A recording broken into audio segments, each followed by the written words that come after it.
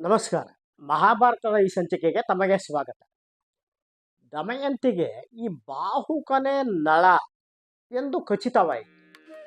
ಆದರೆ ಅವನ ರೂಪ ಮಾತ್ರ ಅದಕ್ಕೆ ಅಡ್ಡ ಬರುತ್ತಿತ್ತು. ಅವಳು ಸ್ವಲ್ಪ ಯೋಚಿಸಿ ಈ ಕೇಶಿನಿಯ ಮೂಲಕವೇ ತನ್ನ ತಾಯಿಗೆ ಒಂದು ಸಂದೇಶವನ್ನು ಕಳುಹಿಸಿದಳು. ಆ ಸಂದೇಶ ಹೀಗಿತ್ತು: ಅಮ್ಮ, ನನಗೆ ಈ ಬಾಹುಕನೇ ನಳ ಎಂದು ಖಚಿತವಾಗಿದೆ, ಆದರೆ ಅವನ ರೂಪ ಮಾತ್ರ ಅಡ್ಡ ಬರುತ್ತಿದೆ. ಆದ್ದರಿಂದ ನೀವು ನನಗೆ ಅಲ್ಲಿಗೆ ಹೋಗಲು, ಅಂದರೆ ಬಾಹುಕನ ಬಳಿ ಹೋಗಲು ಅನುಮತಿಸಬೇಕು, ಇಲ್ಲವೇ ಆ ಬಾಹುಕನನ್ನೇ ನನ್ನ ಬಳಿಗೆ ಕರೆತರಲು ಅನುಮತಿ ಕೊಡಬೇಕು ಎಂದು ಹೇಳಿ ಕಳುಹಿಸಿದರು. ಈ ದಮಯಂತಿಯ ತಾಯಿ ಮತ್ತೆ ಭೀಮರಾಜನ ಬಳಿಗೆ ಹೋದರು. ಅಲ್ಲಿ ಈ ವಿಷಯವನ್ನು ಪೂರ್ಣವಾಗಿ ಭೀಮರಾಜನಿಗೆ ತಿಳಿಸಿದರು. ಆಗ ಭೀಮರಾಜನಿಗೆ ಈ ಸ್ವಯಂವರದ ಉದ್ದೇಶವೆಲ್ಲ ಗೊತ್ತಾಯಿತು. ಭೀಮರಾಜ ಇದೆಲ್ಲವನ್ನು ಕೇಳಿದ ನಂತರ ಆ ಬಾಹುಕನೇ ದಮಯಂತಿಯ ಅಂತಃಪುರಕ್ಕೆ ಹೋಗುವುದಕ್ಕೆ ಅನುಮತಿ ನೀಡಿದ. ಈ ವಿಷಯ ದಮಯಂತಿಗೆ ತಿಳಿದ ನಂತರ ದಮಯಂತಿ ಆ ಕೇಶಿನಿಗೆ ಹೇಳಿದಳು, ಹೋಗಿ ಆ ಬಾಹುಕನನ್ನು ಕರೆದುಕೊಂಡು ಬಾ ಎಂದಳು. ಕೇಶಿನಿ ಬಾಹುಕನ ಬಳಿಗೆ ಹೋದಳು. ಅಲ್ಲಿ ಅವಳು ಹೇಳಿದಳು, ರಾಜರ ಆಜ್ಞೆಯಾಗಿದೆ, ನೀನು ಒಂದು ದಮಯಂತಿಯನ್ನು ಕಾಣಬೇಕು ಎಂದಳು. ನಳ ಸ್ವಲ್ಪ ಯೋಚನೆ ಮಾಡಿ ಕೇಶಿನಿಯೊಂದಿಗೆ ಹೊರಟ ದಮಯಂತಿಯ ಅಂತಃಪುರಕ್ಕೆ ಬಂದ. ಆ ದಮಯಂತಿ ಇದ್ದ ಭವ್ಯವಾದ ಈ ಅರಮನೆಯ ಕೊಠಡಿಯೊಳಕ್ಕೆ ಬಂದ. ಅಲ್ಲಿ ಈಗ 3 ವರ್ಷ ಕಳೆದ ನಂತರ 4ನೇ ವರ್ಷದ ಆರಂಭವಾಗಿತ್ತು. ಈಗ ಅವರು ಒಬ್ಬರಿಗೊಬ್ಬರು ನೋಡುತ್ತಿದ್ದಾರೆ. ದಮಯಂತಿಗೆ ಬಾಹುಕ ಕಾಣಿಸುತ್ತಿದ್ದಾನೆ, ನಳನಲ್ಲ. ನಳ ಬಹಳ ವರ್ಷಗಳ ನಂತರ ಈ ದಮಯಂತಿಯನ್ನು ನೋಡಿದ. ಅವನು ನೋಡುತ್ತಾನೆ, ದಮಯಂತಿ ಹೊರಗಿ ಹೋಗಿದ್ದಾಳೆ, ಕೃಶಳಾಗಿದ್ದಾಳೆ, ಕಣ್ಣುಗಳಲ್ಲಿ ಮುಖದಲ್ಲಿ ಕಾಂತಿಯೇ ಇಲ್ಲ, ಅವಳ ಕೂದಲೆಲ್ಲ ಜಡ್ಡುಗಟ್ಟಿ ಹೋಗಿದೆ, ಈ ಕಾಷಾಯ ವಸ್ತ್ರವನ್ನು ಧರಿಸಿದ್ದಾಳೆ, ಅದೂ ಸಹ ಮಲಿನವಾಗಿ ಹೋಗಿದೆ, ದೇಹವು ಮಲಿನವಾಗಿದೆ, ದೇಹಕ್ಕೆ ಸಂಸ್ಕಾರವಾದ ರೀತಿ ಕಾಣಿಸುತ್ತಿಲ್ಲ. ಇದೆಲ್ಲ ನೋಡಿದ ನಂತರ ಇಬ್ಬರು ಮೊದಲು ಮೌನವಾದರು. ಸ್ವಲ್ಪ ಹೊತ್ತು ಅಳುತ್ತಾ ಕುಳಿತುಕೊಂಡರು. ಅವರ ಕಣ್ಣುಗಳಿಂದ ಅಶ್ರುಗಳು ಉರುಳುತ್ತಿದ್ದವು.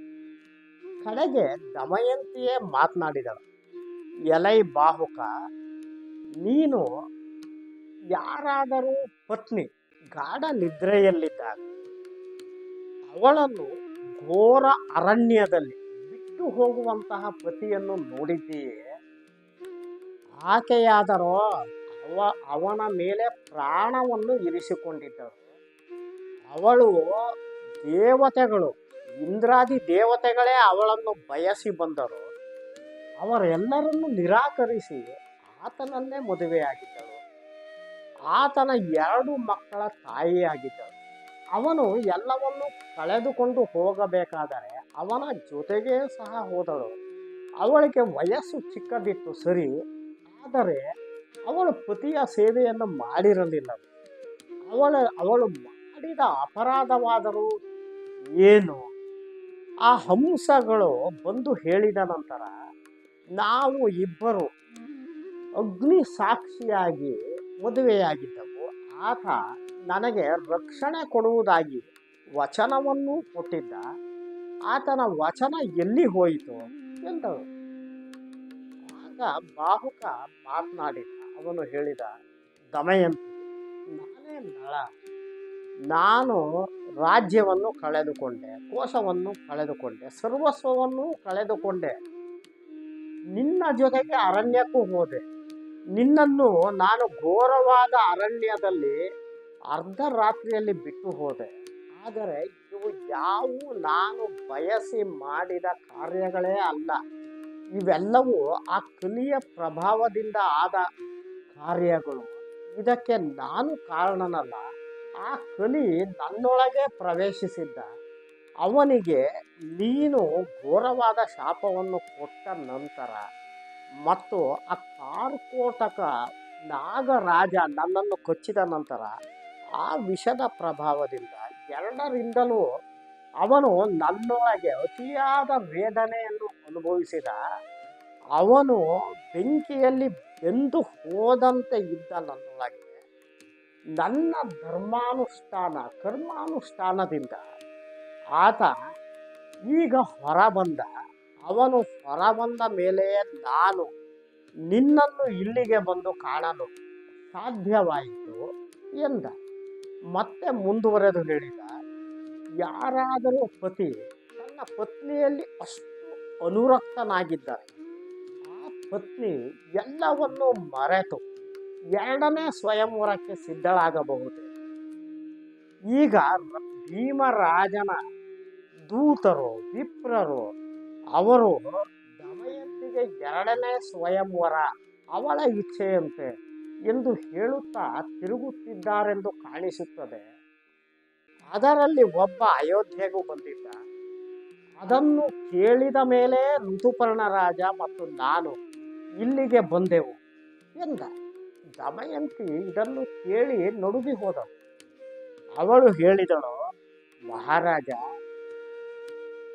ಇದು ನಿನ್ನನ್ನು ಕರೆಸಲು ಮಾಡಿದ ಯೋಜನೆಯಾಗಿತ್ತು ಅಷ್ಟೇ. ನನ್ನ ದೂತರು ನನ್ನ ಕಡೆಯ ವಿಪ್ರರು ನಾನು ಹೇಳಿದ ಮಾತುಗಳನ್ನೇ ದೇಶ ವಿದೇಶಗಳೆಲ್ಲ ಹೇಳುತ್ತಾ ಹೋದರು.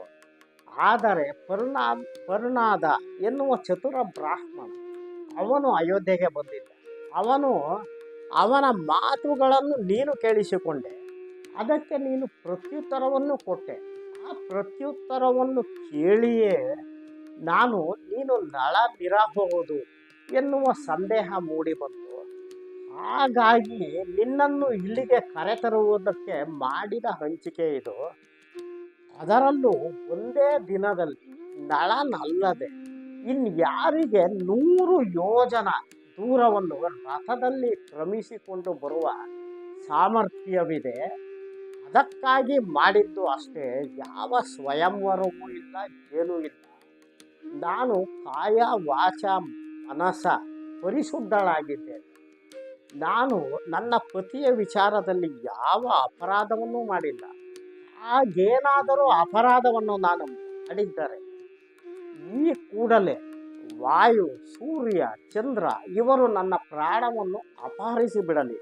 ಇಲ್ಲದಿದ್ದರೆ ನಾನು ಪವಿತ್ರಳು ಎಂದು ಘೋಷಿಸಲಿ ಎಂದಳು.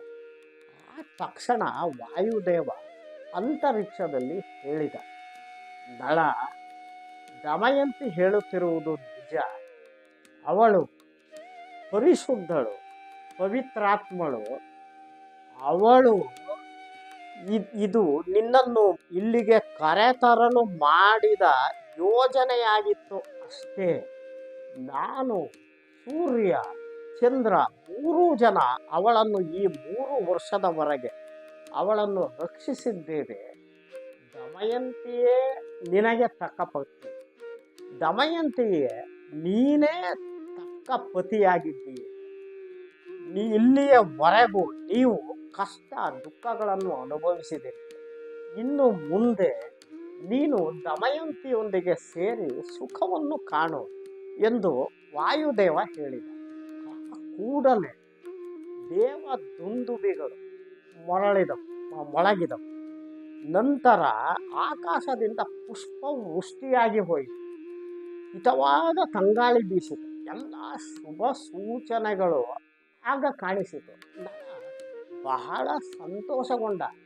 ಅವನು ತಕ್ಷಣ ಕಾರ್ಕೋಟಕ ನಾಗರಾಜನನ್ನು ಧ್ಯಾನಿಸಿದ. ಕಾರ್ಕೋಟಕ ನಾಗರಾಜ ಕೊಟ್ಟ ಆ ದಿವ್ಯ ವಸ್ತ್ರಗಳನ್ನು ತಾನು ಧರಿಸಿದ.